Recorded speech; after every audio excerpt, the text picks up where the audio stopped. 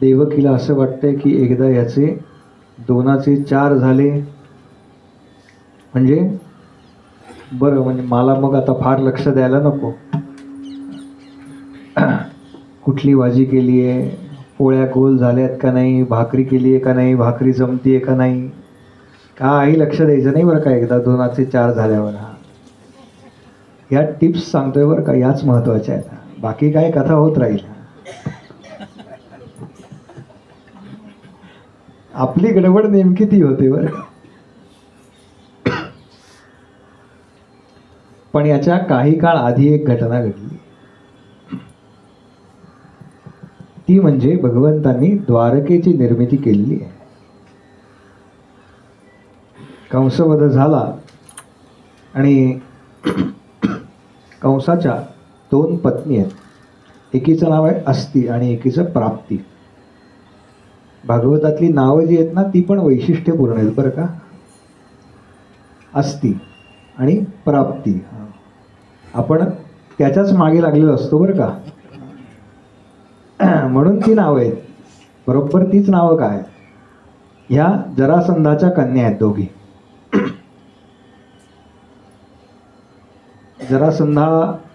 जरासंधाचं साम्राज्य मोठं आहे, तो पण फार शूर राजा आहे.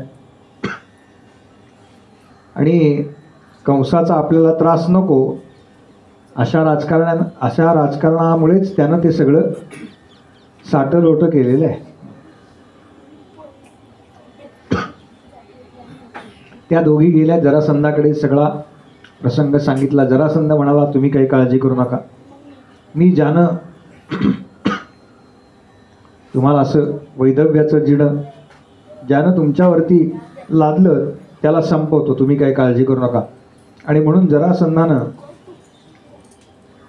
23 अक्षौहिणी सैन्य गोळा केलंय. आपल्याला महाभारताचं युद्ध माहिती आहे, त्या महाभारताच्या युद्धामध्ये 18 अक्षौहिणी सैन्याचा उल्लेख आहे, त्याच्यापेक्षा जास्त सैन्य.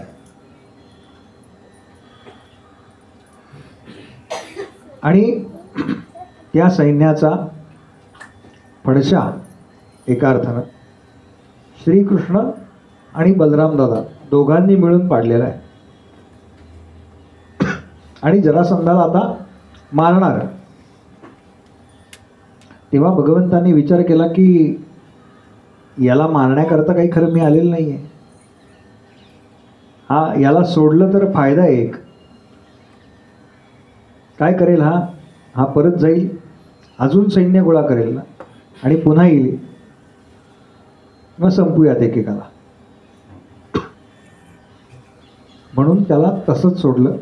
हा पुन्हा आपल्या नगरीमध्ये परत आला. पुन्हा त्यानं सैन्य गोळा केलं. असं जरासंधानं 17 वेळा केलेलं आहे. 17 वेळा स्वारी केली. 17 वेळेला त्याचं सगळं सैन्य संपवलं. त्याला पकडलंय दरवेळेला भगवंतांनी आणि सोडून दिलेलं आहे.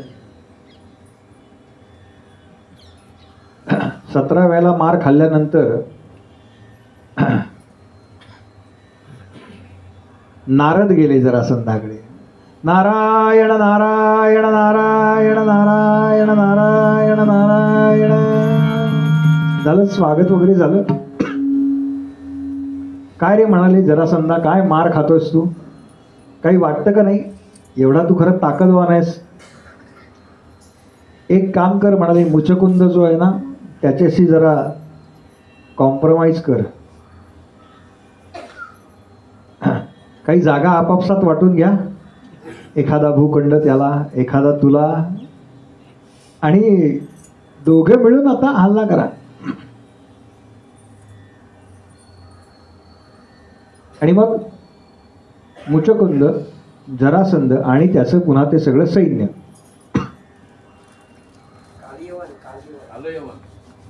कालयवन, क्षमा करा, कालयवन. मुचकुंदानी हे केलं कालयवन. कालयवन राक्षसाला, क्षमा करा, त्याच्याशी संगनमत कर. राजकारणातली नावं मला फारशी माहिती नाहीत ना, त्यामुळे गडबड होते.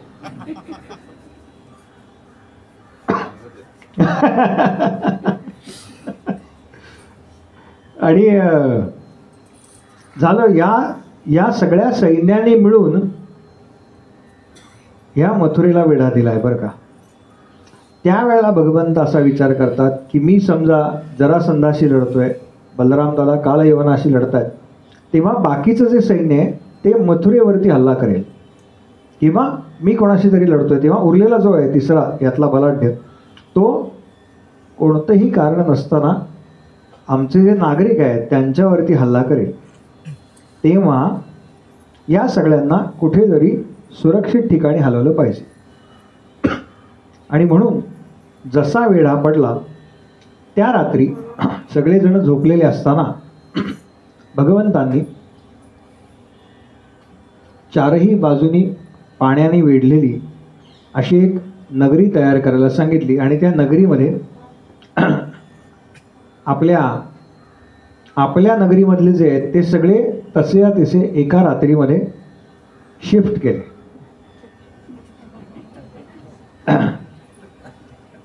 एक नागरिक उठला रात्री 2:30 वाजता उठायचा. तो त्याला काय आपलं नेहमीचं घर असेल तर लाईटचं बटन वगैरे सापडतं, हो की नाही काका? नेहमीची जागा असली की सापडतं, पण तो आज वेगळीकडेच झोपायला आला होता. त्याला म्हणजे तो झोपला होता मथुरेमध्ये, पण उठला जेव्हा 2-2:30 वाजता तेव्हा तो काही मथुरेत नव्हता. तो आपलं सगळ्या भिंती आहेत ना घराच्या, त्याला आपला हात लावून लावून लावून चालला आहे बरं का. आणि त्याला कुठेतरी तो चेक करतोय बरं का, इथे दरवाजा आहे का, इथे दरवाजा आहे का, यहाँ द्वारका, यहाँ द्वारका, यहाँ द्वारका, म्हणून तिचं नाव पडलं द्वारका. म्हणून नाव पडलं म्हणाले द्वारका. आणि आता बलराम दादा एका रथात आहेत, भगवंत एका रथात आहेत, आणि समोर तो कालयवन आहे, जरासंध आहे आणि त्याची सगळी सेना आहे. कालयवनानं पाहिलं की या दोघांना मारायला मला आणलंय, मी केवढा शक्तिशाली आहे, बलाढ्य आहे. आणि त्यानं ललकारलं बरं का, त्यानं ललकारलं, त्यानं एवढ्या मोठ्या जोरामध्ये आवाज दिला. कानानं बघितलं त्याच्याकडे आणि काना म्हणला याच्याशी कुठे लढायचं, म्हणून काना त्यानं त्या रथातून खाली उडी मारली बरं का. आणि त्या कालयवनाला पाठ दाखवून पळाला असं म्हणतात बरं.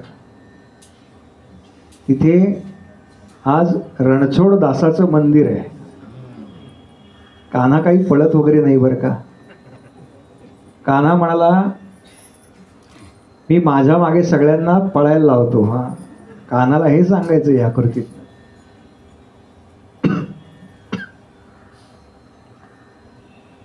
कालयवन त्याच्या मागे धावतोय आणि धावता धावता धावता धावता बराच लांब गेला असा उल्लेख आहे. गिरनार पर्वत जो आपण म्हणतो त्या गिरनार पर्वताच्या एका गुहेत हे गेले आणि तिथे तो मुचकुंद झोपला होता. कान्हानं काय केलं, आत गेला आणि आपला शेला होता तो त्या मुचकुंदाच्या अंगावरती टाकला, आपला किरीट काढला, तिथे तो मुचकुंदाच्या शेजारी ठेवला आणि कान्हा एका दगडाच्या मागे लपून उभा राहिला. या कालयवनाला वाटलं की जो आत्ता धावत धावत आपल्या आधी गुहेमध्ये शिरला तोच दबून झोपलाय की काय, किंवा नाटक करतोय काय, मला फसवतोय काहीतरी, म्हणून त्यानं लत्ता प्रहार केला असं म्हणतात. आणि त्या लत्ता प्रहारानं मुचकुंद उठला आणि उठल्याबरोबर त्याच्या डोळ्यामध्ये एवढं तेज जमा झालं होतं की त्या तेजानं हा कालयवन जळून भस्मसात झाला. कालयवन भस्मसात झाला आणि त्यावेळेला भगवंत त्या शिळेच्या पाठीमागून बाहेर आले आणि म्हणाले झालं का तुझ्या मनासारखं. त्याला काही कळेना काय मनासारखं म्हणजे. तर हा मुचकुंद जो आहे त्यांनी एकदा देव दानव युद्धामध्ये देवांच्या बाजूने युद्ध केलं आणि अखंड युद्ध केलंय. म्हणजे हा रात्री निद्रा घेतलेली नाही, यांनी झोपलेलं नाहीये, अखंड काही वर्ष जागा राहून यांनी देवांच्या बाजूने युद्ध केलं आणि जय मिळवला. ते युद्ध जिंकल्यानंतर त्यांनी असं मागितलं की आता मला भरपूर दीर्घ झोप हवी आहे, दीर्घ विश्रांती हवी आहे. पण या विश्रांतीनंतर समजा जर माझी झोप कोणी मोडली तर जो माझी झोप मोडेल तो जळून भस्मसात होईल आणि त्याच्यानंतर मला भगवान महाविष्णूंचं दर्शन व्हावं. हे दर्शन देण्यासाठी म्हणून कान्हा या ठिकाणी आलेला आहे. त्याला ते दर्शन झालं आणि या सगळ्या धावपळीमध्ये बलराम दादांचा विवाह झालेला आहे. आता कान्हा विवाह करता सज्ज आहे. पण कान्हाचा विवाह कसा झाला माहिती आहे का? तर आमचे जे नारद आहेत ना ते या विवाहाला मुख्य कारणीभूत आहेत बरं का. या अखिल ब्रह्मांडामध्ये जेवढ्या काही सृजनाच्या गोष्टी घडल्या आहेत ना चांगल्या, त्या सगळ्याकरता नारद एकदम अग्रेसर आहेत बरं का, पुढे आहेत. कोणतंही चांगलं काम निघालं नारद म्हणतायत मी आहे, हां मला सांगा तुम्ही काम, तयार आहेत ते. असं नाही थोडं उशिरा जाऊ वगैरे, तयार पहिले मला सांगा. आणि नारद काय करतायत तर हा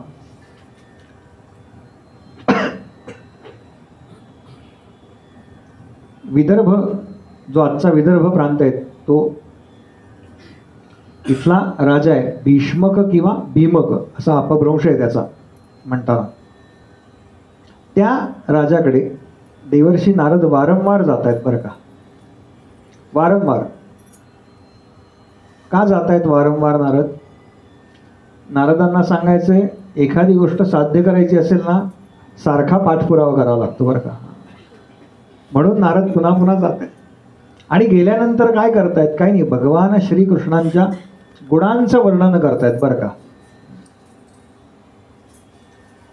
अहो तो द्वारकेमध्ये श्रीकृष्ण आहे ना तो दिसायला फार सुंदर आहे हो. इतका सुंदर दिसतो म्हणून सांगतो महाराज तुम्हाला, मी आत्तापर्यंत तसं सुंदर कोणी या पृथ्वी तलावर पाहिलं नाही. राजा म्हटला हो का, इतका सुंदर आहे? हो. आणि त्याची कन्या आहे ना रुक्मिणी ती ऐकते बरं का हे सगळं. पुढच्या वेळेला नारद गेले 4-6 महिन्यांनी, पुन्हा नारदांनी सांगायला सुरुवात केली अहो काय त्याचा पराक्रम आहे. अगदी लहान होता बालक तेव्हा एक एक राक्षस त्यांनी असे संपवले ना, फार जबरदस्त आहे बरं का. आणि इतका नम्र आहे हो. आपल्याकडे जर कोणी ऋषी आला, साधू आला, संत आला तर अगदी छान त्यांना वाकून नमस्कार करतो. फार संस्कारित मुलगा आहे बरं का, फार गुणी मुलगा आहे. नारद भगवंतांच्या गुणांचं वर्णन करतायत बरं का फक्त. द्वारकेत किती टन सोनं आहे वगैरे काही नाही सांगितलेलं, कितीचं पॅकेज आहे ते पण नाही सांगितलं नारद. मुलगा कसा आहे? मुलगा गुणी आहे, संस्कारी आहे, निर्व्यसनी आहे. फार अवघड आहे बरं का सध्याच्या काळामध्ये, फार अवघड आहे. फार जपावं लागतं बरं का. आणि हे सगळं ऐकलं आणि रुक्मिणीने मनोमन भगवंतांना वरलंय. बास म्हणाली, माझ्याकरता विवाह करण्याकरता योग्य जर कोणी असेल ना तर दुसरं तिसरं कोणी नाही म्हणाली, हाच एकमेव श्रीकृष्ण परमात्मा. आणि तिनं मनात ठरवलं बरं का की मी याच्याशीच लग्न करणार आता. पण तिने ठरवून काही होणार नव्हतं. हा जो भीष्मक राजा आहे ना त्याला रुक्मी नावाचा एक पुत्र आहे सगळ्यात मोठा. रुक्मी, रुक्मरथ, रुक्मबाहू, रुक्मकेशी, रुक्ममाली आणि त्याच्यानंतर सगळ्यात धाकटी आहे ती रुक्मिणी.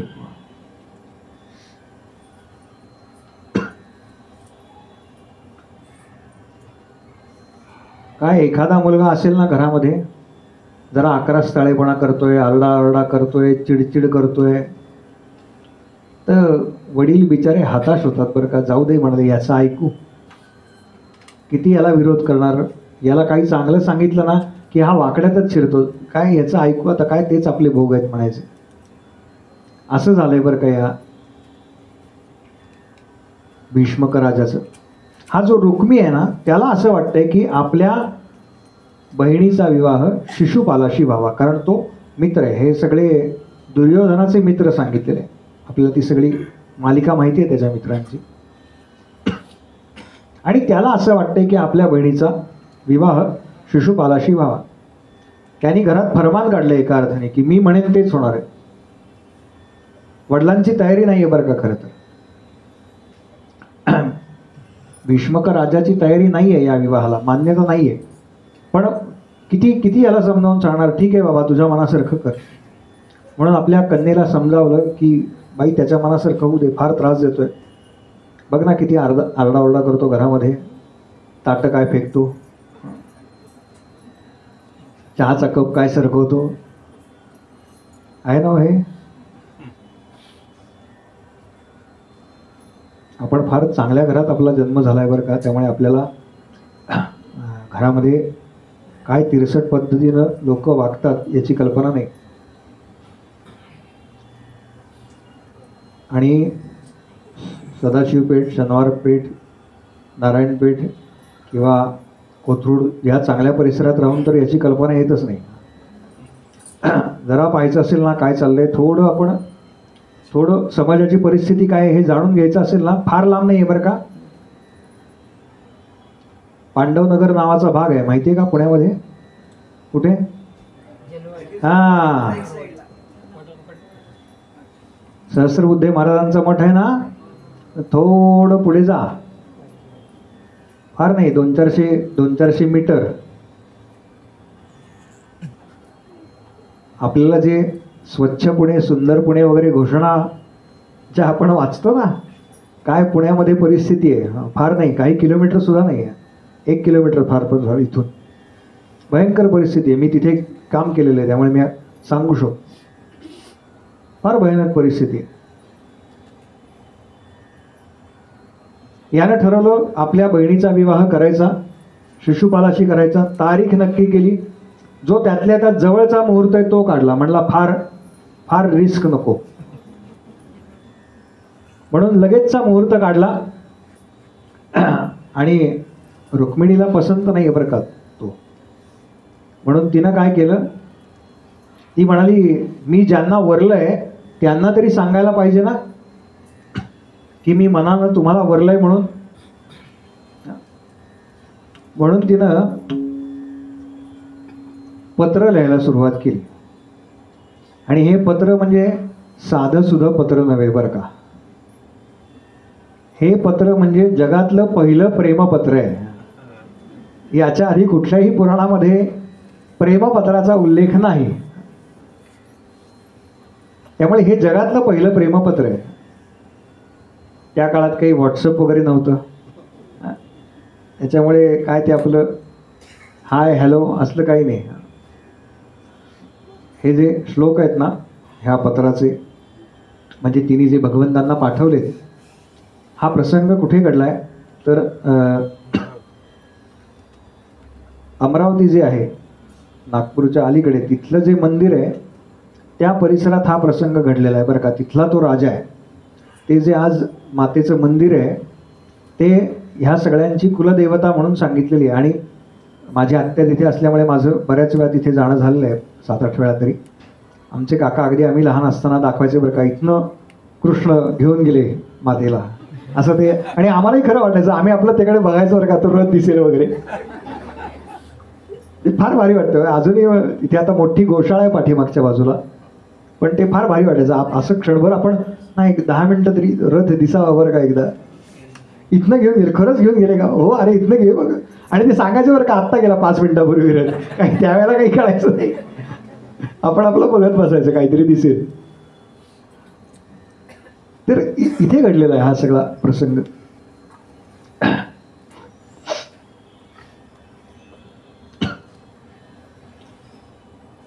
पत्राची सुरुवात अशी आहे.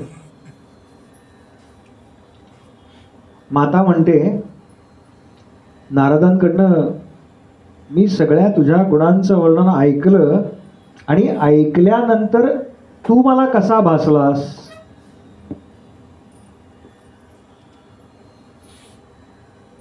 भागवत हे श्रवणाचं शास्त्र आहे एवढ्या करता बरं का. मातेनं पाहिलं सुद्धा नाहीये. ती म्हणते श्रुत्वा गुणान, श्रुत्वा ऐकलेत. मी तुझं गुणवर्णन फक्त ऐकलंय. आणि ती उल्लेख करते भगवंतांचा, हे त्रिभुवन सुंदरा. काय उल्लेख आहे बघा. या त्रिभुवनामध्ये जर कोणी सुंदर असेल ना तर तो तू. पत्रात नाव लिहिलेलं नाही बरं का. यजमानांचं नाव घेऊ नये अशी आपल्याकडे पद्धत आहे. पद्धत आहे म्हणजे होती. हां, तुम्हाला सगळ्यांना माहिती आहे. फार पूर्वी बरं का, फार पूर्वी हे नाथ अशी म्हणण्याची पद्धत होती. मग ते नाथचं हे आर्य इथपर्यंत आलं. मग ते सगळं जुनं झालं म्हणाले, ओल्ड फॅशन. मग आहोही आता मागे पडलं. आणि आता तर काही काही म्हणतात अरे अरे अरे. नाही, आता काय परिस्थिती हे तुम्हाला माहिती आहे, त्यामुळे मी सांगणार नव्हतो. पण काय आता, मी परवा एकांकडे गेलो होतो तर ते म्हणले, म्हणजे त्या भगिनी होत्या घरामध्ये, त्या म्हणल्या की आमचा बंड्या भाजी आणायला गेलाय. मला वाटलं बंड्या म्हणजे छोटा कोणी असेल. म्हटलं हो का. म्हटलं मग बंड्याचे बाबा. मला काय वाटतं त्यांच्या मुलाला म्हणतात बंड्याचे बाबा. बंड्याचे बाबा, मी ॲक्च्युली त्यांच्याकडे गेलो होतो बरं का. बंड्याच्या बाबा, मला वाटलं ते बंड्याचे बाबा आहे. नाही म्हणले बंड्याचे बाबा नाही, तुम्ही जे समजलात ना तोच बंड्या आहे म्हणाले. काय परिस्थिती आहे बघा हल्ली. पण तिनं भगवंतांचा उल्लेख केला, हे त्रिभुवन सुंदरा. तुझे गुण ऐकून काय झालंय बरं का. आणि तुझे गुण मी कसे ऐकले. फार सुंदर पत्र आहे बरं का. तुझे गुण मी कानाच्या मार्फत ऐकलेत, पण त्यांनी परिणाम माझ्या हृदयावरती केला आहे. कानांमार्फत आपले गुण ज्यांच्या हृदयामध्ये प्रवेश करून त्यांचे त्रिविध ताप दूर करतात. हेच तर काम आहे हो भगवंतांचं. त्रापत्रय विनाशाय. श्रीमद भागवताचं महात्म्य आहे ना, त्यातला पहिला श्लोक बरं का. काय करतात भगवंत. तापत्रय विनाशाय. त्रिविध प्रकारचे ताप दूर करतात. आणि सर्व जीवांच्या डोळ्यांना आपल्या रूपाकडे बघून परमपुरुषार्थ प्राप्त झाला असं वाटावं, असं आपलं रूप आहे. तिनं पाहिलं नाही बरं का, फक्त ऐकलंय त्या रूपाबद्दल. अशा आपल्या रूपाचं वर्णन ऐकून हे अच्युता, मी संकोच सोडून चित्ताने, बघा, मन, बुद्धी आणि चित्ताने आपल्या हृदयात प्रवेश केलेला आहे. ती थेट सांगते बरं का, मी असं केलंय. हां, काय क्लिअर आहे बघा. हां, क्लिअर थॉट्स. हल्लीच्या मुली नाही का सांगतात की नाही, मला कोणाशी लग्न करायचं आहे. फार डेंजर पॅकेजेस आहेत बरं का हल्लीची. फार अवघड परिस्थिती झाली.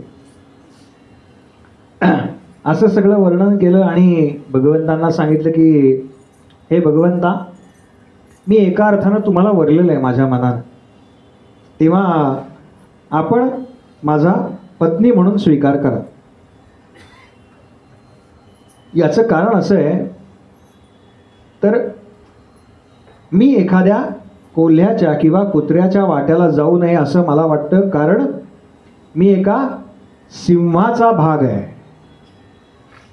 एखाद्या सिंहानं मला स्वीकारावं ह्याच्याकरता मी सगळी तपश्चर्या केलेली आहे, साधना केलेली आहे, अभ्यास केलेला आहे. तेव्हा एखाद्या कोल्ह्यानं किंवा कुत्र्यानं मला घेऊन जाऊ नये. मी जर माझ्या पूर्वजन्मामध्ये काही पुण्य केलं असेल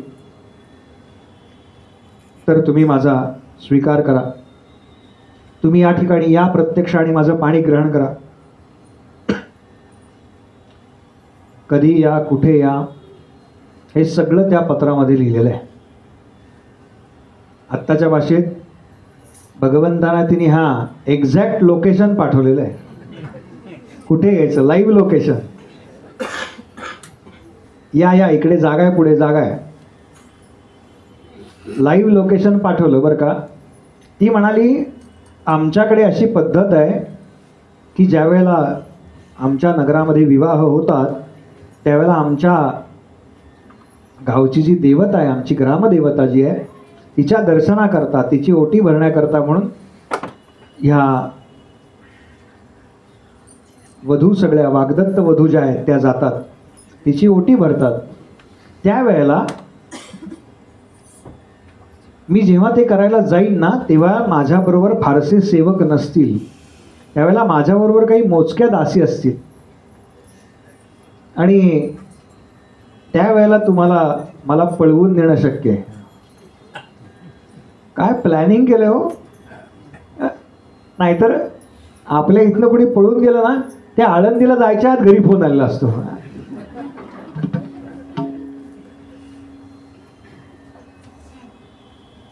दहा 20 मित्रांना सांगून ठेवतात बरं का, आम्ही पळून जाणार आहे, पळून जाणार आहे, पळून जाणार आहे. सावध राहा बरं का, म्हणून मित्रांचे फोन नंबर असू देत आपल्याकडे.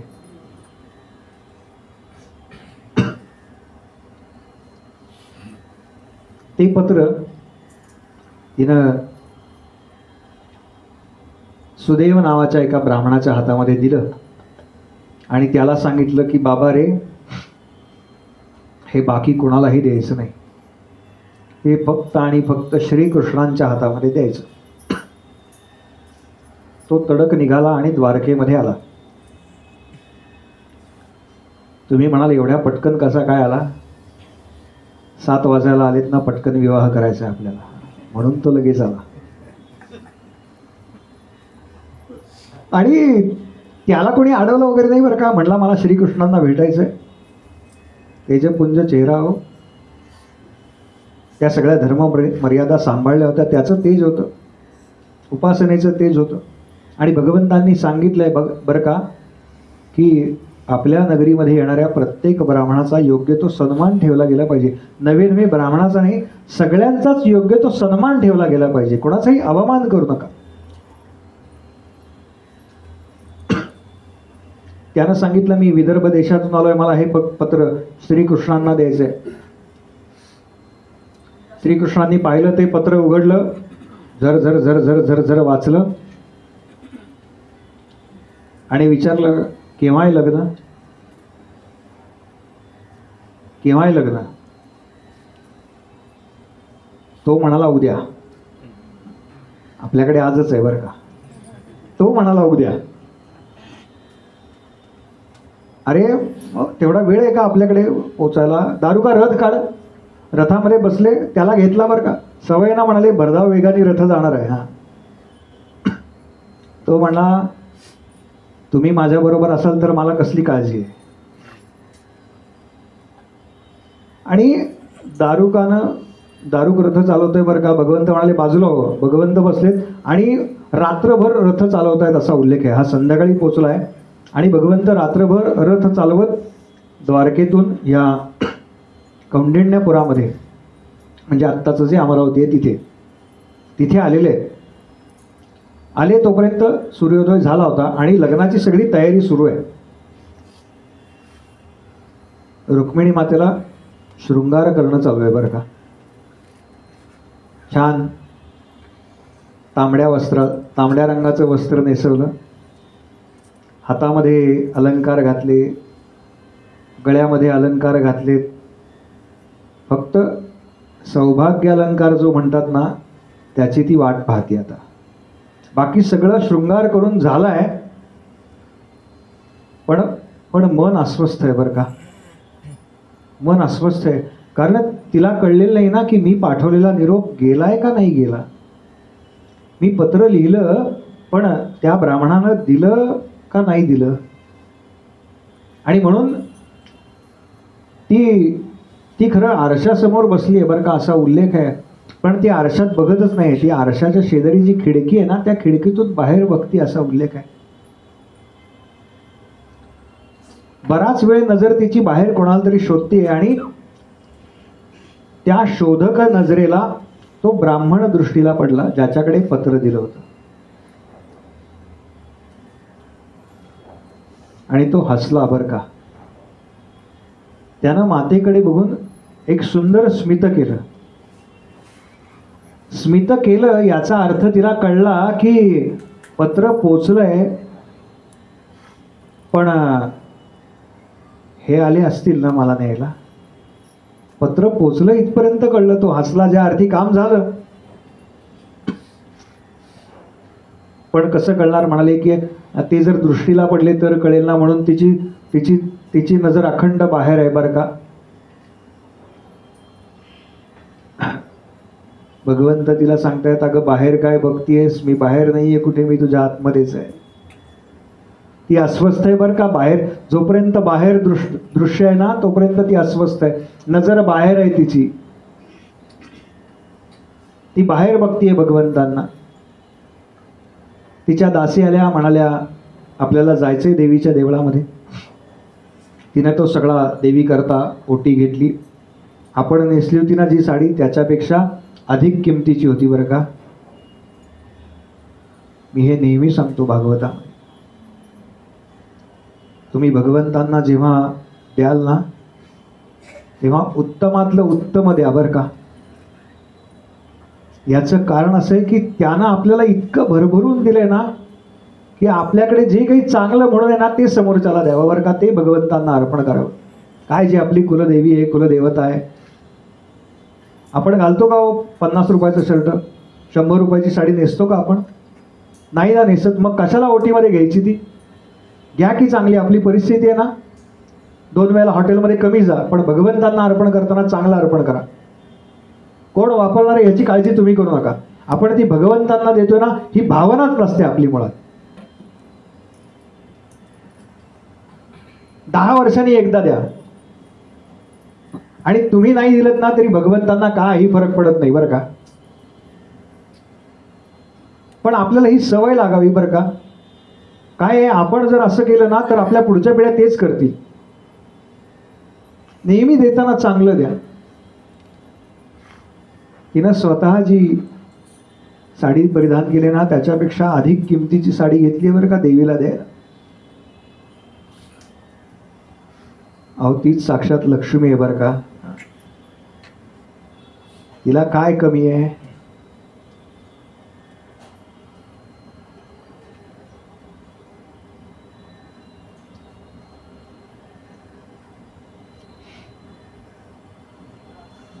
आमच्या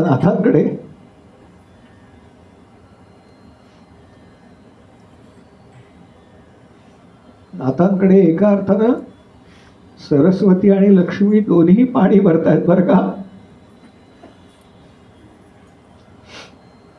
काय काय ऐश्वर्य आहे या संतांचं.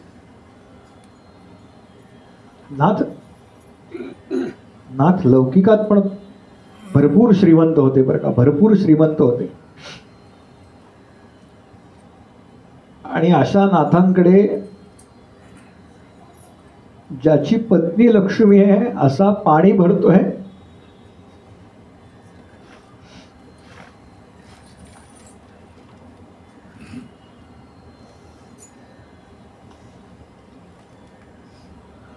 भगवान दत्तात्रेयांचा पहार आहे बरं का नाथांच्या वाड्यात.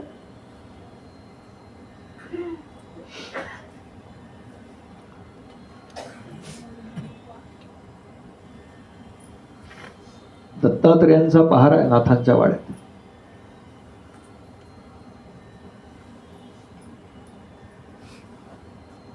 इतकं इतकं प्रचंड ऐश्वर आहे बरं का.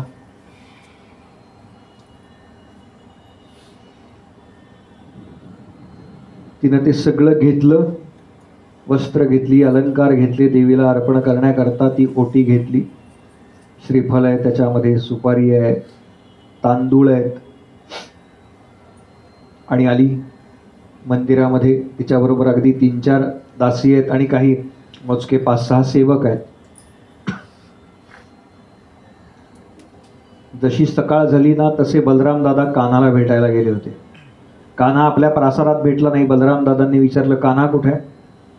एका सेवकानं सांगितलं, कान्हाकडे एक ब्राह्मण आला होता विदर्भ देशातून, तिकडे कान्हा गेलाय. रात्रीच गेला? हो, रात्रीच गेला.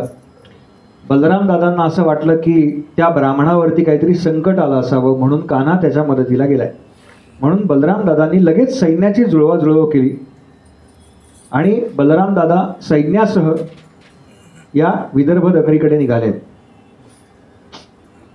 म्हणजे कान्हाला असं सांगतात की 1 रात्र लागली होती तिथे पोचायला. बलराम दादांनी ते अंतर काही तासात पार केलेलं आहे. बलराम दादा त्या प्रसंगाला तिथे हजर आहेत सकाळच्या.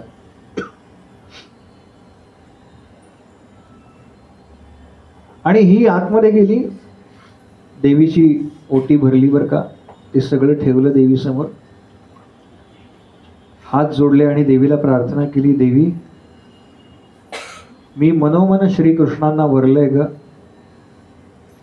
तेव्हा होईल ना त्यांच्याबरोबर माझा विवाह.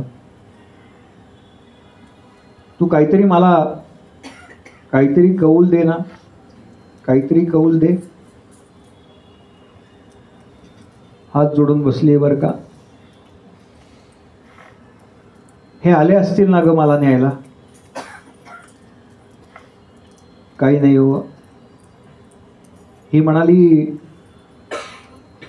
मी माझ्याकडनं एवढं सगळं लिहिलंय, पण त्यांच्या मनात काय आहे हे मी जाणून घेतलंच नाही.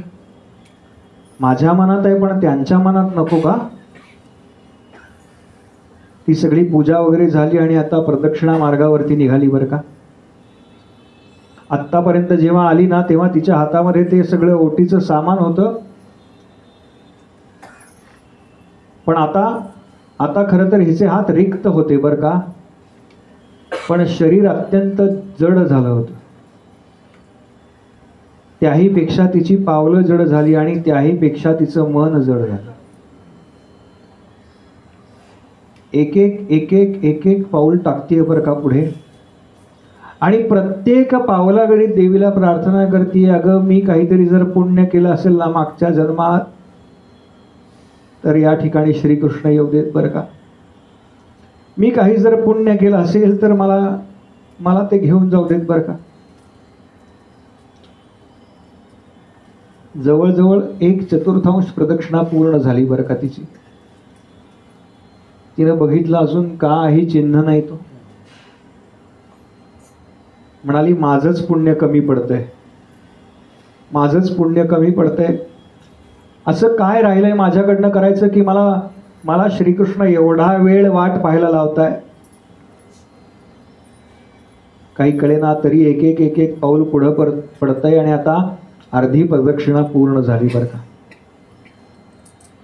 तिनं घट्ट डोळे मिटून घेतले आणि जे रूप नारदांनी सांगितलं होतं ना, ज्या गुणांचं वर्णन नारदांनी केलेलं होतं ना, त्या गुणयुक्त रूपाचं दर्शन जी बाहेर घेत होती ना, ते दर्शन तिनं आता आतमध्ये घ्यायला सुरुवात केली.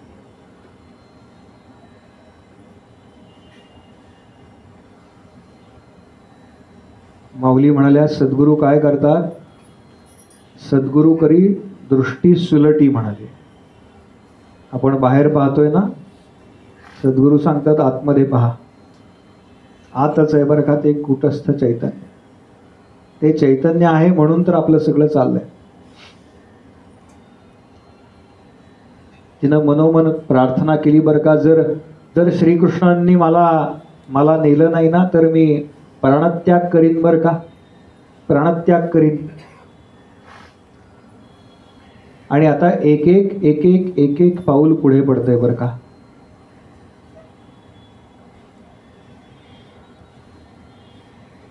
तीन चतुर्थांश प्रदक्षिणा पूर्ण झाली आणि तिनं असा निश्चय मनाशी पक्का केला की आता जर मी ही प्रदक्षिणा पूर्ण केली तर याच ठिकाणी देवीच्या चरणावरती मी मस्तक ठेवीन आणि माझा प्राणत्याग करीन. याच्याकरता तिनं घट्ट डोळे मिटले आणि कसला तरी आवाज आला म्हणून डोळे उघडले तर त्या आजूबाजूची धूळ आकाशाला मिळालेली होती.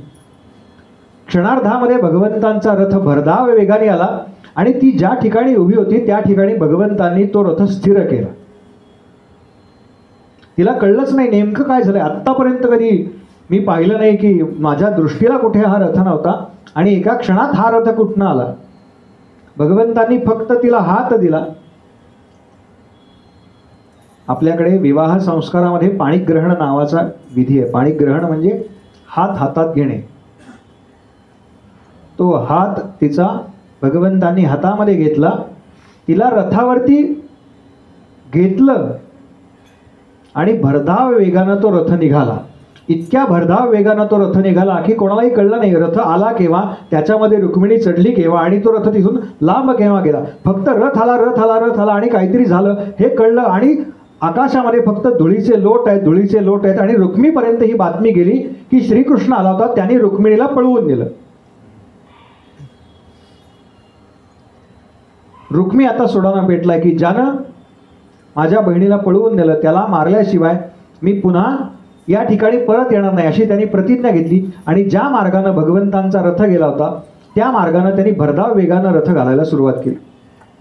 त्यांचा जो मुख्य मार्ग होता तिथे बलराम दादांची सेना होती. जसा श्रीकृष्णांचा रथ त्या मुख्य मार्गातून बाहेर पडला तसे बलराम दादांनी तो सगळा मार्ग अडवला. पण रुक्मी हा त्याच नगरातला असल्यामुळे त्याला बाहेर जाण्याचे अनेक मार्ग माहिती होते. त्यानं दुसऱ्या मार्गानं रथ पुढे नेला आणि श्रीकृष्णांना गाठलं. भगवंतांनी त्याच्यावरती किती बाण सोडलेत, काय केलं याचं सगळं सविस्तर वर्णन भागवतात आहे. इतक्या बाणांमध्ये त्याचा रथ मोडला, इतक्या बाणांमध्ये त्याचं ध्वजा मोडली, इतक्या बाणांमध्ये त्याचा मुकुट पाडला, असं सगळं सविस्तर वर्णन आहे. भगवंत रथातून खाली उतरले आणि आता रुक्मीवरती भगवंत शस्त्र चालवणार एवढ्यात बलराम दादांचा रथ आला तिथे. आणि बलराम दादा म्हणतायत, कान्हा अरे तो मेवणा आहे तुझा, मेवण्याशी असं वागतात का? पुढे तुला 2 वेळेचं जेवण गोड करून खायचंय की नाही? मेवण्याशी बरं वागावं रे. बलराम दादांचा विवाह आधी झालाय ना, त्यामुळे त्यांना माहिती आहे कसं वागतात मेवण्याशी.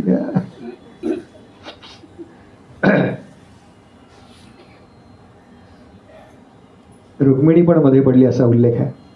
तिनेही आपल्या भावाला वाचवण्याचा प्रयत्न केला आणि मग भगवंतांनी त्याचं काय केस काढले असा उल्लेख आहे. त्याला अपमानित केलं. क्षत्रियाचा अपमान हाच त्याचा वध सांगितलेला आहे शास्त्रांनी. आणि तिथे त्याला सोडला पण तो काही आपल्या नगरीमध्ये परत गेला नाही. तिथे त्यांनी जिथे हे युद्ध झालंय साधारण त्या भागामध्ये एक वेगळं नगर वसवलं आणि पुढे रुक्मी आयुष्यभर तिथे राहिला. ते नगर म्हणजे आज ज्याला आपण भोजकट म्हणतो, ती भोजकट अमरावतीच्या बाहेर म्हणजे अमरावतीच्या अलीकडचं जे रेल्वे स्टेशन लागतं ते भोजकट आहे. आज सुद्धा या सगळ्या खुणा आपल्याला जिथे जिथे हे प्रसंग घडले तिथे पाहायला मिळतात. तो आयुष्यभर भोजकटला राहिला कारण त्याला काही कधी श्रीकृष्णांना हरवता आलं नाही आणि रुक्मिणी मातेला काही परत आणता आलं नाही. तो अखंड त्या ठिकाणी राहिला. भगवंतांनी रुक्मिणीला द्वारकेला नेलं आणि द्वारकेमध्ये भगवंतांचा आणि मातेचा विवाह सोहळा पार पडला. द्वारकेमध्ये जो सोहळा पार पडला, द्वारकेमध्ये जी मंगलाष्टकं म्हटली गेली, ज्या अक्षता वधूवरांवरती उधळल्या गेल्या, तो सगळा सोहळा आपण या ठिकाणी करणार आहोत. मंगलाष्टक म्हणून छान अंतरपाठ धरला जाईल. अक्षतावाट तिकडे इथे ठेवल्यात. अगदी ज्यांना पुढे येणं शक्य आहे त्यांनी या पुढे, म्हणजे मग आधी तिकडे द्या, इकडचे नंतर. मंगलाष्टक कोणी म्हणणार असेल तर पटकन आपण या बाजूला या इकडे, म्हणजे मग फार फार लावणार नाही. कारण 7:27 मुहूर्त होता.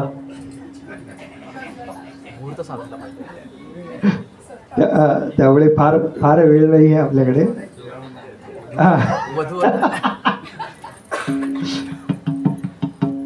मी सकाळचा होता हे सांगायला विसरलो बरं का. फक्त 7:27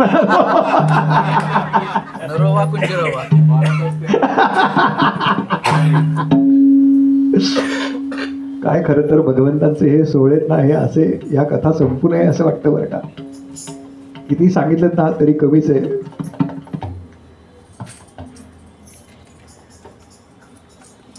अजून एका कोणाकडे तरी द्या मूठभर, म्हणजे ते मागे देतील पटकन वाटतं. अंतरपाठ धरा. या स्वामीजी तुम्ही धरता इकडे. कुठे काकांना द्या. हां, भगवंतांना इकडे करा. मुलाचे मामा, मुलीचे मामा.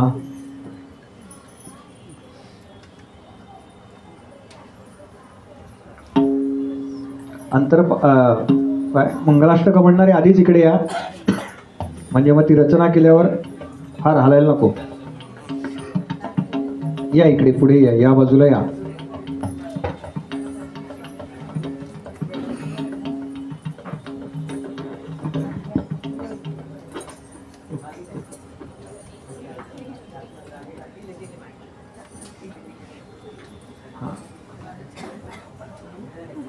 या या पुढे या, मध्ये उभे राहा.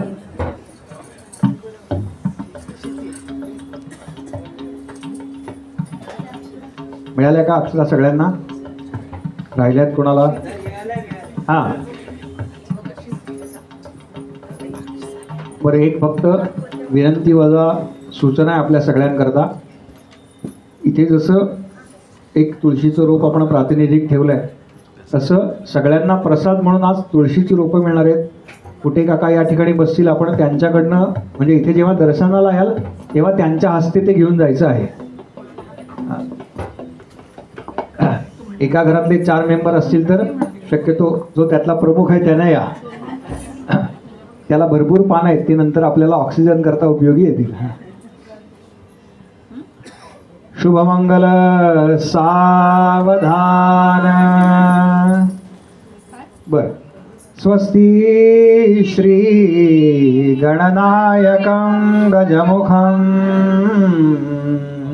मोरेश्वरं सिद्धिदं बल्लाळो मुरुडं विनायकमहं चिन्तामणिस्थेवरं लेण्याद्रि गिरिजात्मकमहं सुरवरं विघ्नेश्वरं ओझरं ग्रामोराञ्जनसंस्थितं गणपतिं कुर्यात् सदा मंगलं शुभमंगल सावधान.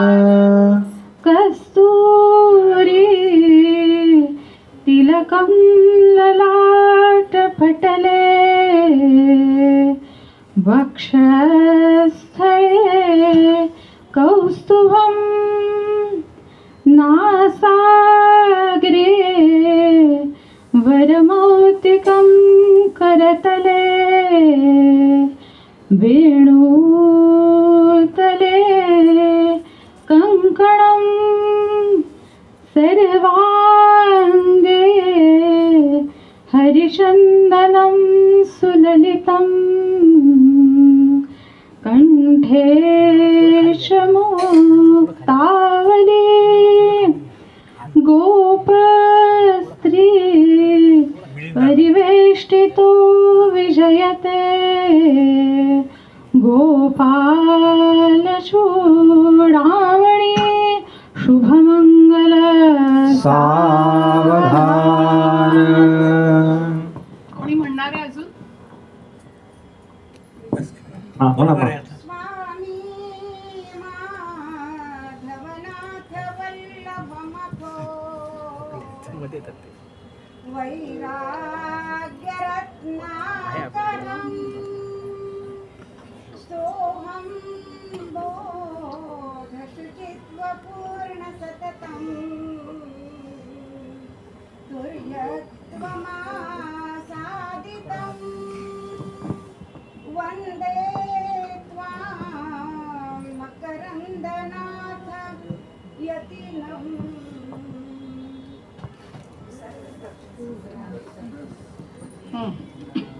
कुर्यात् सदा मंगलम शुभमंगल सावधान. विद्यानायक मंगलाकृति जगी तो श्री गणाधीश्वर आशीर्वाद शुभ प्रसन्न हृदये देवो तुम्हा सत्वर. प्रीती शक्ती जगातली विमलता ह्यांचा सुधा संगम स्नेहे नूतन ह्या पदार्पणी तुम्हा कुर्यात् सदा मंगलम. प्रीतीचाच यशोध्वजनभी राहे उभा सर्वदा नैराश्यानुभवे सुखोपवनिहा आलीननेस्तेजता. प्रीती प्रेरित ह्या असंख्य हृदयी आशीर्वचांच्या सरी भाग्यश्री सुयशान्विता वधूवरा देतील भूमीवरी शुभ मंगल सावधान. प्रीती हीच जगात दौलत खरी प्रीती जनाभूषण राहो दृष्टी पुढे अखंड तुमच्या हे ध्येय संपादन. नाही होत तिथे प्रतीत कधीही अस्थैर्य प्रेमी जनी लाभो वास तुम्हा चिरंतन तिथे सत्प्रीतीच्या जीवनी शुभ मंगल सावधान. शुभ मंगल सावधान. शुभ मंगल सावधान. शुभ मंगल सावधान. सावधान सावधान. राणा भीमक रुक्मिणी सनयनी देखो निचिंता करी. ही कन्या सगुणा बरा नृपवरा कवणासी म्या देईजे. आता एक विचार कृष्ण नवरा त्यासी समर्पू म्हणे. रुक्मी पुत्र बडील त्यासी पुसणे. कुर्या सदा मंगलम शुभमंगल सावधान. तदेव लग्नं सुदिनं तदेव ताराबलं चंद्रबलं तदेव विद्याबलं दैवबलं तदेव लक्ष्मीपते ते गृयुगं स्मरामि. शुभमंगल सावधान.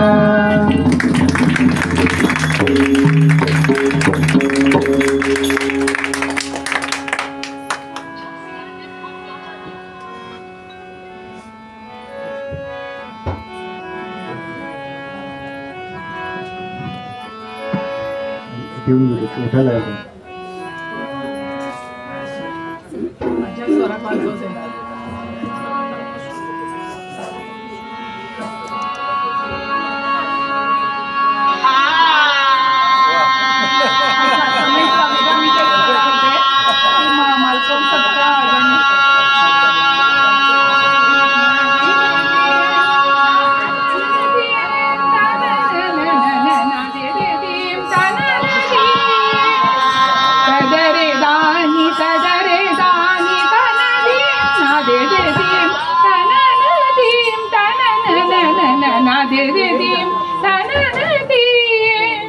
दे रे ना दे रे ना दीम दीम तारे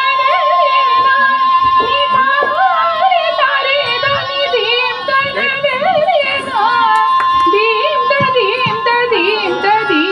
दीम तन ना दे दे दीम तन न दीम तन न दीम तन न दीम.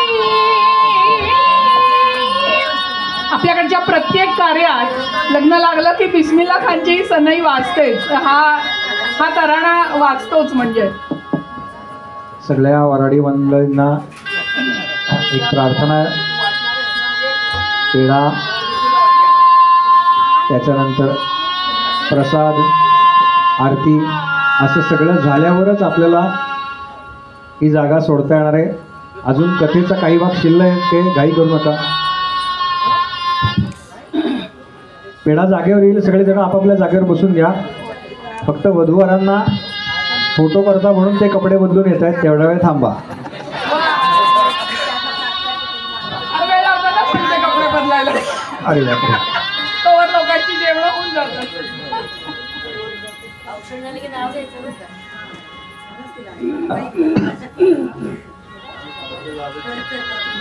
जे औक्षण करतायत त्यांनी नाव घ्यायचं असतं बरं का, अशी प्रथा आहे.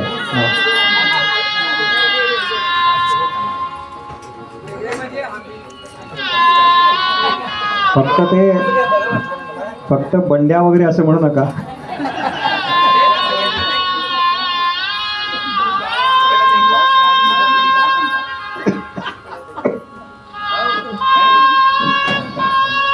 लाडू त्यांच्याकडे दिले. खाली बसा जरा. पाठीमागनं वाटायला सुरुवात करा, म्हणजे पुढे असलेल्यांचा पहिला पेढा तोपर्यंत संपेल, बाकी काही नाही.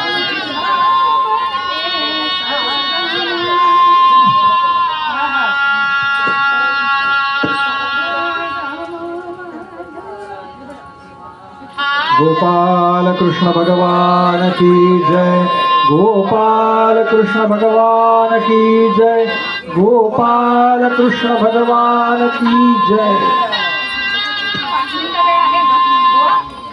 हे होईपर्यंत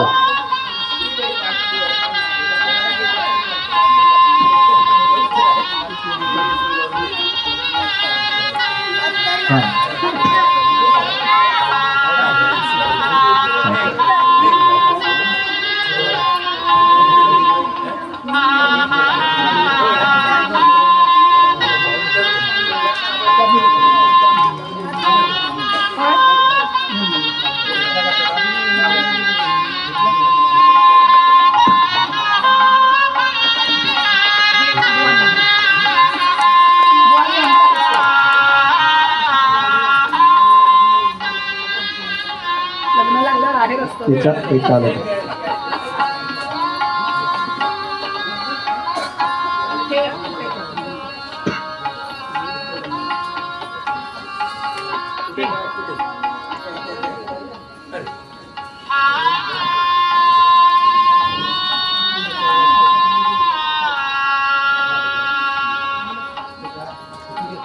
असा योग परत कधी येणार. वधूवर एक 5 मिनिटात फोटो करता तयार होऊन येत आहे, तेव्हा आपल्या शेजारी कोण बसले याच्याशी जरा ओळख करून घ्या.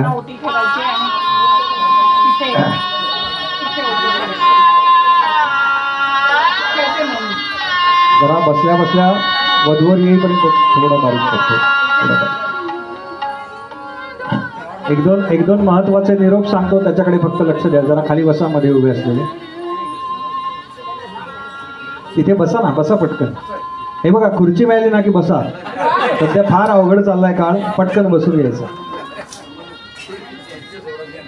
30 तारखेपासून 30 जानेवारी ते 5 फेब्रुवारी असं याच बुवांचं श्रीमद भागवत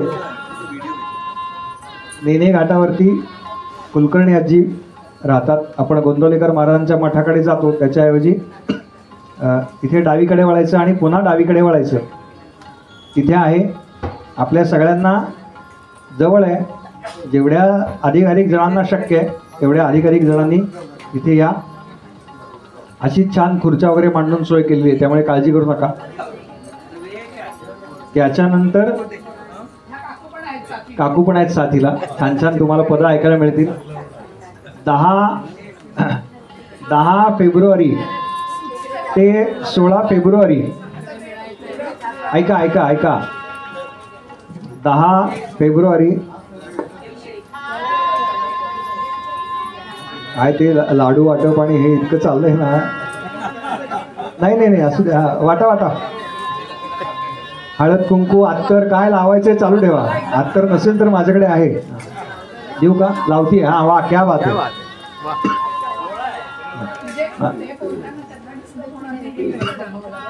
आणि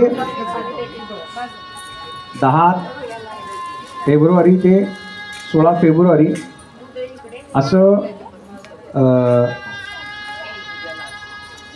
कात्रज तलाव जो आहे त्या कात्रज तलावाच्या जवळ एक जण म्हणजे तिथे राहतात. तिथे श्रीमद भागवत सप्ताह आहे आणि 17 तारखेपासून लगेच पुढचा सप्ताह फेब्रुवारीतला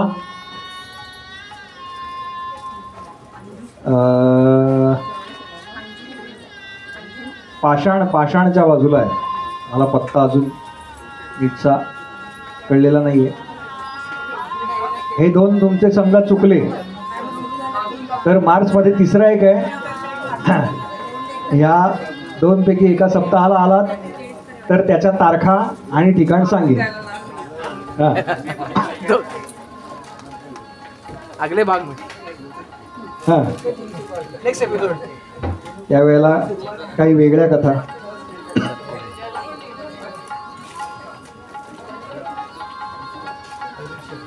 वा, हो आरती झाली की. हां, इथे द्या ना, इथेच द्या.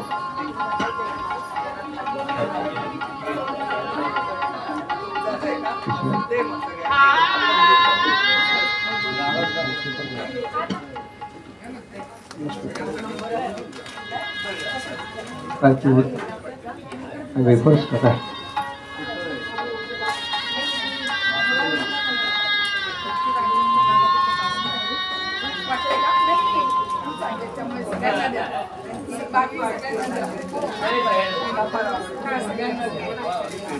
काल मी खरं तर एखादी मोठी पिशवी घेऊन या असं सांगायला पाहिजे होतं.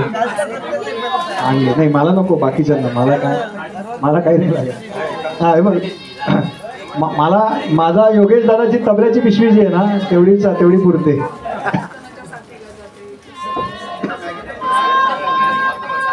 बसा.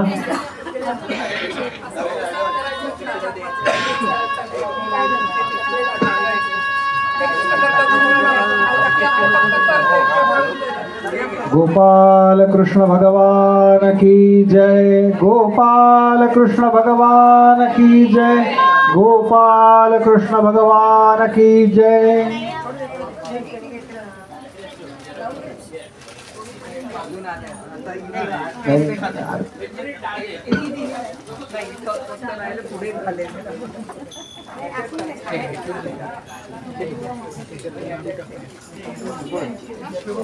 जे पहिले बसलेत ना त्यांच्याकडे 3 लाडू द्यायचे, म्हणजे ते पुढे देतात.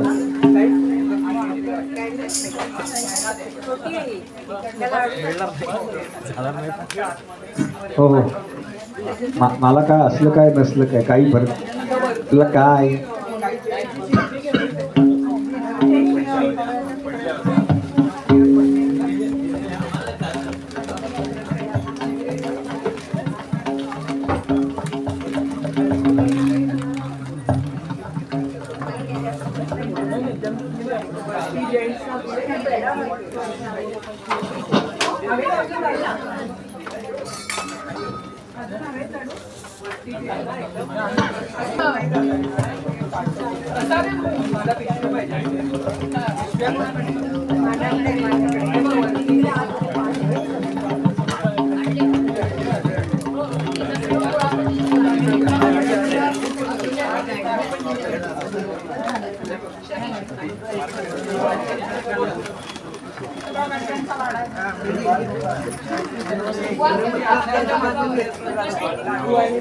हाके सरसी घाली उडी, हाके सरसी घाली उडी.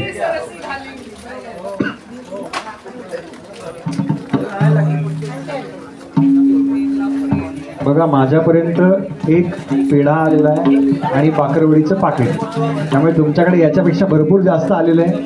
त्यामुळे बसा आता शांत.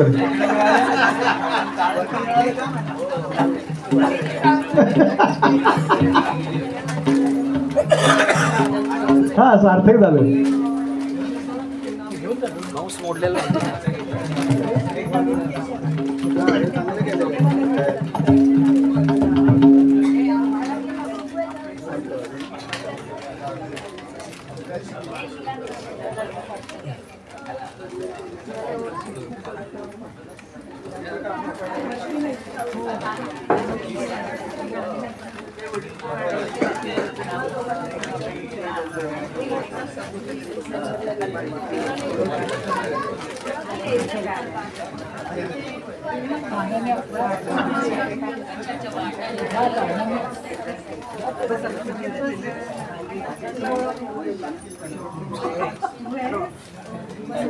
झालं का आहे अजून? वाटप झालं का? सगळ्यांना मिळाला का प्रसाद? काय अजून वाटायचे? बर. राधा कृष्ण गोपाल कृष्ण चालू. राधा कृष्ण गोपाल कृष्ण, राधा कृष्ण गोपाल कृष्ण, राधा कृष्ण गोपाल कृष्ण, राधा कृष्ण गोपाल कृष्ण. वाटा वाटा पटापट. राधा कृष्ण गोपाल कृष्ण, राधा कृष्ण गोपाल कृष्ण, राधा कृष्ण गोपाल कृष्ण, राधा कृष्ण गोपाल कृष्ण, राधा कृष्ण गोपाल कृष्ण, राधा कृष्ण गोपाल कृष्ण, राधा कृष्ण गोपाल कृष्ण, राधा कृष्ण गोपाल कृष्ण, राधा कृष्ण गोपाल कृष्ण, राधा कृष्ण गोपाल कृष्ण, राधा कृष्ण गोपाल कृष्ण, राधा कृष्ण गोपाल कृष्ण, राधा कृष्ण गोपाल कृष्ण, राधा कृष्ण गोपाल कृष्ण, राधा कृष्ण गोपाल कृष्ण, राधा कृष्ण गोपाल कृष्ण, राधा कृष्ण गोपाल कृष्ण, राधा कृष्ण गोपाल कृष्ण, राधा कृष्ण गोपाल कृष्ण, राधा कृष्ण गोपाल कृष्ण. म्हणा म्हणा बोलिए. राधा कृष्ण गोपाल कृष्ण, राधा कृष्ण गोपाल कृष्ण, राधा कृष्ण गोपाल कृष्ण, राधा कृष्ण गोपाल कृष्ण, राधा कृष्ण गोपाल कृष्ण, राधा कृष्ण गोपाल कृष्ण, राधा कृष्ण गोपाल कृष्ण, राधा कृष्ण गोपाल कृष्ण, राधा कृष्ण गोपाल कृष्ण, राधा कृष्ण गोपाल कृष्ण, राधा कृष्ण गोपाल कृष्ण राधा कृष्ण गोपाल कृष्ण राधा कृष्ण गोपाल कृष्ण या पटापटा राधा कृष्ण गोपाल कृष्ण राधा कृष्ण गोपाल कृष्ण राधा कृष्ण गोपाल कृष्ण राधा कृष्ण गोपाल कृष्ण जय राधा कृष्ण गोपाल कृष्ण राधा कृष्ण गोपाल कृष्ण राधा कृष्ण गोपाल कृष्ण राधा कृष्ण गोपाल कृष्ण राधा कृष्ण गोपाल कृष्ण राधा कृष्ण गोपाल कृष्ण राधा कृष्ण गोपाल कृष्ण राधा कृष्ण गोपाल कृष्ण राधा कृष्ण गोपाल कृष्ण राधा कृष्ण गोपाल कृष्ण राधा कृष्ण गोपाल कृष्ण गोपाल कृष्ण भगवान की जय गोपाल कृष्ण भगवान की जय गोपाल कृष्ण भगवान की जय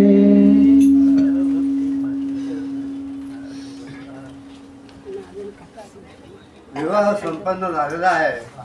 भोजनाची व्यवस्था नाशिक फडके हॉलमध्ये रविवारी सोमवारी सर्वांना आग्रह असं आमंत्रण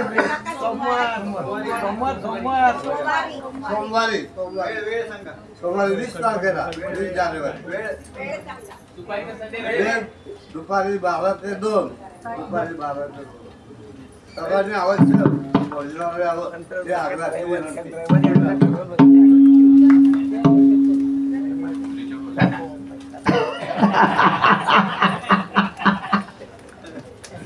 वाह वाह मांडव परत मी नाही का? वाह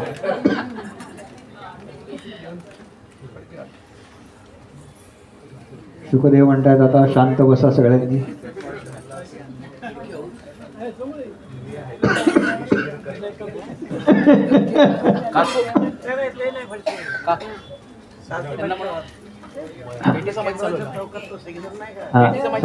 सांगतो मी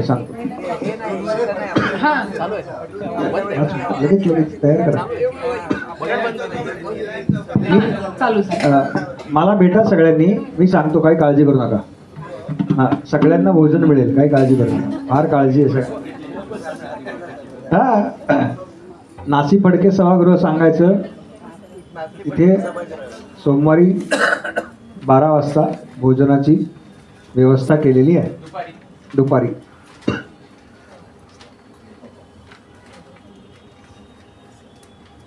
आणि शुकदेवांनी सांगायला सुरुवात केली. आरती हो 2 मिनिटं. शुकदेवांचं पूर्ण होऊ दे. राजा ऐक म्हणाले, आत्ताशी तर मी तुला भगवंतांचा पहिला विवाह सांगितलाय. अजून 16,107 व्हायचेत बरं का. शांत बसून ऐका. फार नाही, तास 1.5 तास पुढे. 7 वाजायचे अजून म्हणजे. भोजनाचं एकदाच मिळणार आहे. हा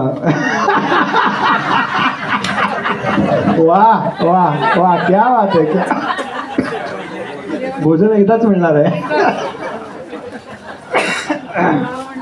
हा.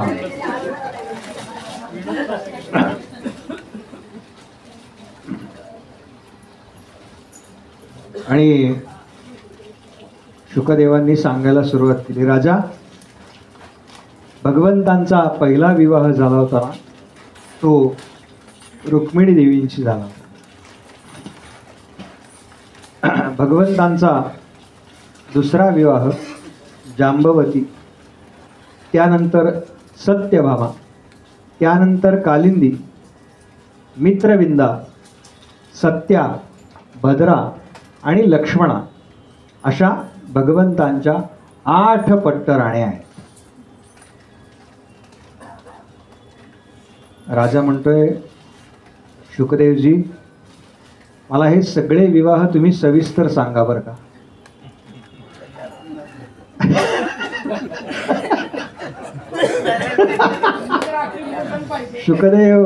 शुकदेव म्हणाले, राजा काही काळजी करू नकोस बरं का, काही काळजी करू नकोस, सांगणार आहे सगळे विवाह. पण उद्या दुपारी बरोबर 4 वाजता उद्या आपल्याला काय मला परत यायचं ना, त्यामुळे ऐकायला लागेल इथे काय सांगतायत ते. फार अवघड असतं बरं का कीर्तनकार प्रवचनकारांचं. उद्या आपल्याला भगवंतांच्या चरित्रातला एका अर्थानं ज्याला कळसाध्याय असं म्हटलं जातं त्या सुदामदेवांची कथा ऐकायची.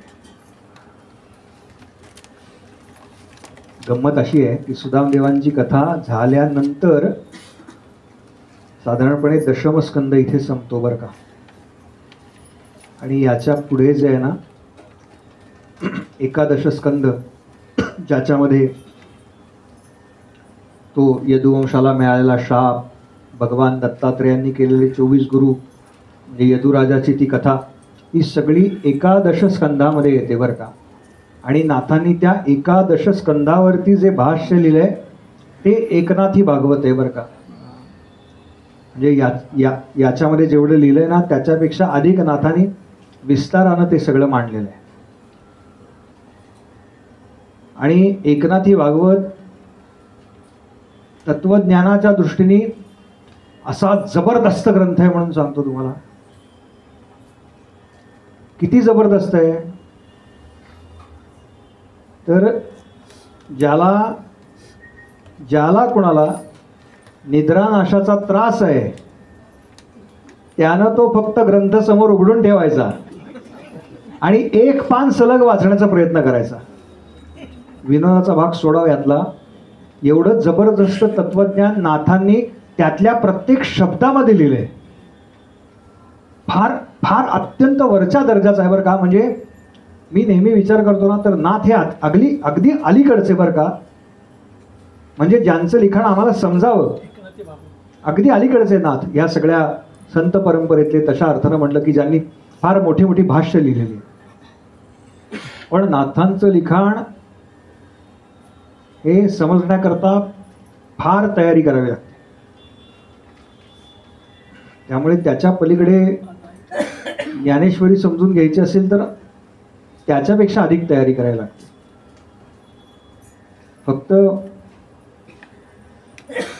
फक्त गंमत अशी आहे की त्यांना माऊली असं म्हटलं जातं ना. त्यामुळे माऊली काय करते, माऊली आपल्या सगळ्या मुलांचे हट्ट पुरवते बरं का. माऊलीकडे भेद नाही हा. त्याच्यामुळे ते इतकं गोड आहे ना सगळं. आणि ते आम्हाला वाटतं बरं का कळलं असं, पण ते कधी कळतं जेव्हा महाराज म्हणतात एक तरी ओवी अनुभवावी. तो अनुभव जेव्हा आम्हाला येईल एखाद्या ओळीचा तेव्हा आम्हाला ते कळायला सुरुवात होईल बरं का. कळतं असं नाही, ते कळायला सुरुवात होते. तेव्हा उद्या आपण बरोबर 4 वाजता श्रीमद भागवतातल्या ज्या पुढच्या कथा आहेत त्या श्रवण करण्याकरता या ठिकाणी येणार आहोत. साधारण 4 ते 6, 6:15 पर्यंत कथाभाग चालेल. त्याच्यानंतर कुटे काकांना आपल्या सगळ्यांशी उपस्थित सर्वांशी संवाद साधायचा आहे, ते होईल. आणि त्याच्यानंतर स्वामीजींचं आशीर्वचन होईल. माझं परमभाग्य आहे खरं तर. मला सगळेजण काय सांगतात बरं का की स्वामीजी कुठेही जात नाहीत बरं का. कुठेही जात नाहीत. एक वयानुसार प्रकृतीनुसार त्यांच्या बाकी एवढा वेळ कुठेही थांबत नाहीत. तर ते इथे का थांबलेत बरं का, 2 गोष्टींकरता थांबलेत. एकतर माझ्यावरती असलेलं स्वामीजींचं प्रेम आणि या ग्रंथाची असलेली ताकद, या 2 गोष्टींमुळे थांबलेत. नाहीतर माझ्यात ती ताकदच नाही बरं का की मी या श्रीमद भागवत ग्रंथाबद्दल काही बोलू शकेन.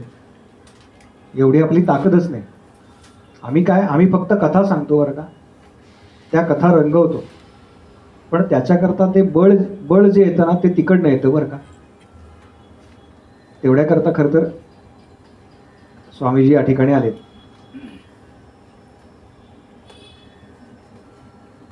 आणि जेव्हा संत आपल्या घरामध्ये येतात ना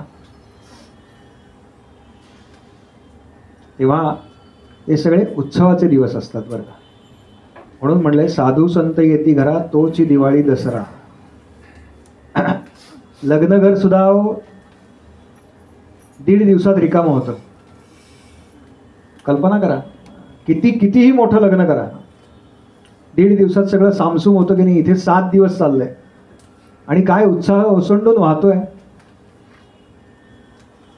तेव्हा असे क्षण आपल्याला वारंवार लाभावेत. माझ्या अधिकाधिक कथांना स्वामीजी तुम्ही यावं एवढी प्रार्थना करतो. काय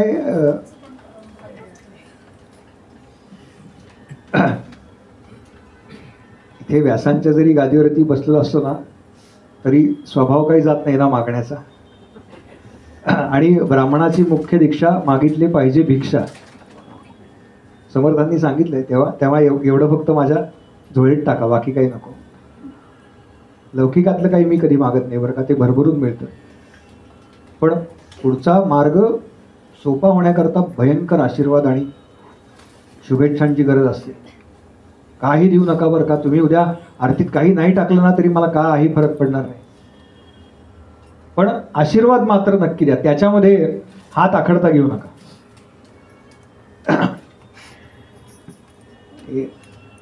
1008 भागवत व्हावीत असं डोंगरे महाराजांनी ठरलं होतं. महाराजांच्या चरित्रात आहे बरं का.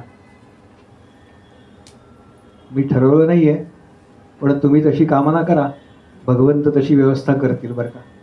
तुमच्या सगळ्यांचे आशीर्वाद असतील तर काय अवघड आहे. एवढं फक्त या ठिकाणी मागतो. आरती करू आणि थांबू.